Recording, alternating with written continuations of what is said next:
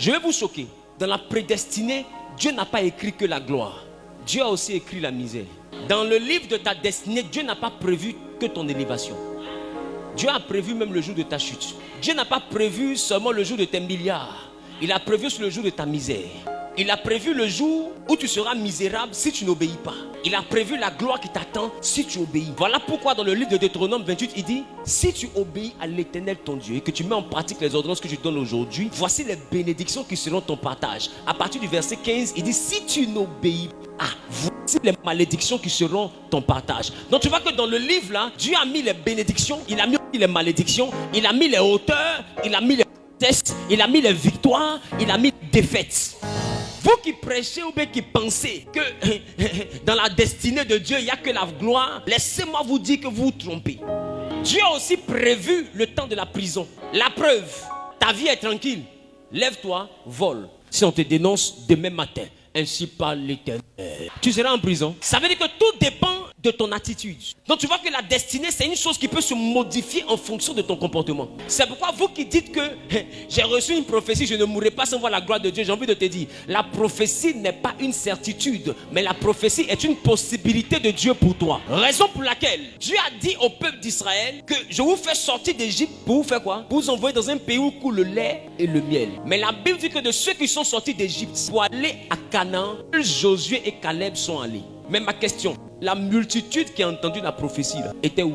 Parce que pendant qu'ils marchaient, pour eux, Dieu a dit, donc on monte, on descend, ils vont arriver. Or, ce qu'ils oublient, Dieu n'est pas un homme pour mentir, mais il est Dieu pour dire une nouvelle chose. Il ne ment pas, mais il dit une nouvelle chose. Voilà. Au fait, chez les hommes, on appelle ça le mensonge. Chez les hommes, quand je te dis, je te rends milliardaire et que je ne tiens pas promesse, j'ai menti. Mais chez Dieu, quand il ne tient pas promesse, on dit, il a dit une nouvelle chose. Et je peux te dire une chose, il y a des prophéties qui ne vont pas se réaliser parce qu'à cause de ton comportement, Dieu a déjà dit une nouvelle chose. Vous dites que Dieu a dit on monte, on descend. Écoute-moi, quand Dieu dit quelque chose, cette chose-là est définie et est réalisée en fonction de ton attitude. Donc ton attitude détermine ton altitude. Parce que l'homme a plusieurs destinées. En fonction de ton comportement, il y a une porte d'une destinée qui va s'ouvrir. Ce n'est pas forcément une porte de gloire. Ça peut être une porte de misère. Ça dépend de ton comportement. Donc c'est la responsabilité de Dieu de veiller sur sa parole, mais c'est ta responsabilité de veiller sur ta marche.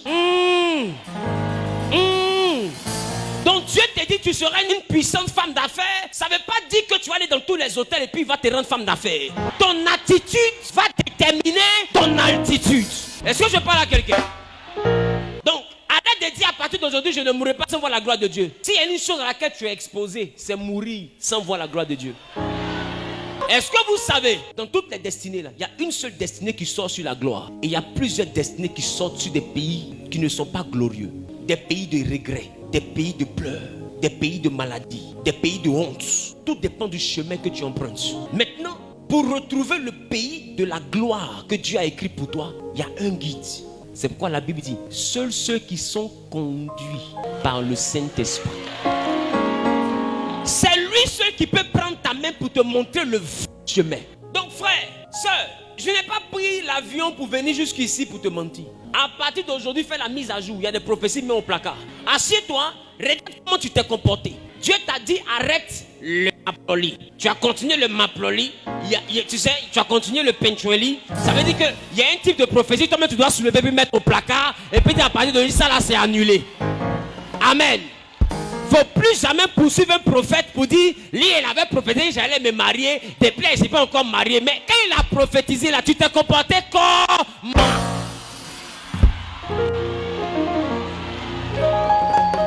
Non, les pasteurs, là, ils ont dit qu'en montant en descendant, moi, j'ai parti des nations en nations, ils m'ont refusé visa. C'est un faux prophète. Écoute-moi bien, ce n'est pas un faux prophète, c'est toi qui es un faux fidèle. Nous parlons beaucoup des faux pasteurs, mais on ne parle pas des faux chrétiens.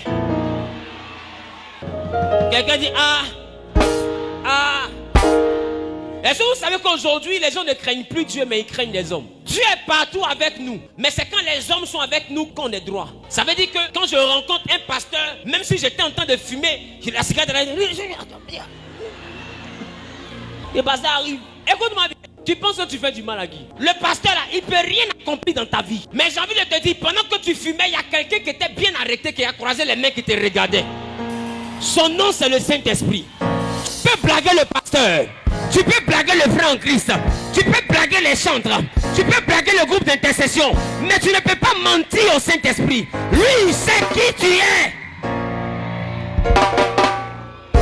Oh, la Bible dit, ce que lui, sa bouche a dit, c'est sa main qui accomplit. Donc ce n'est pas le pasteur qui accomplit.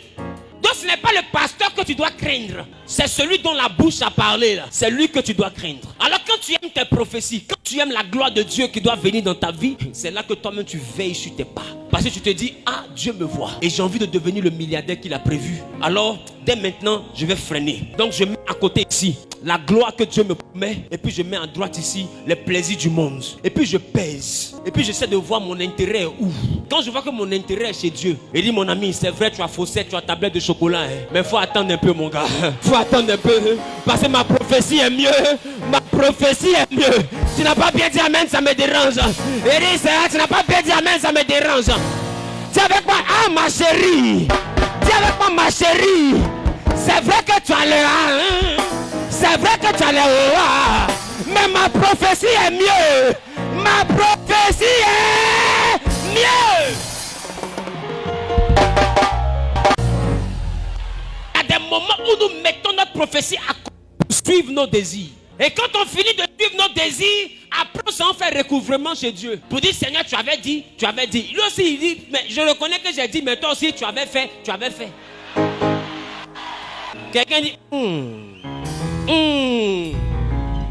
Ça fait qu'il y a des dimensions là. Tu pries, tu jeûnes, tu fais tout, mais je te dis, c'est pas la prière. C'est pas la prière. C'est pas là.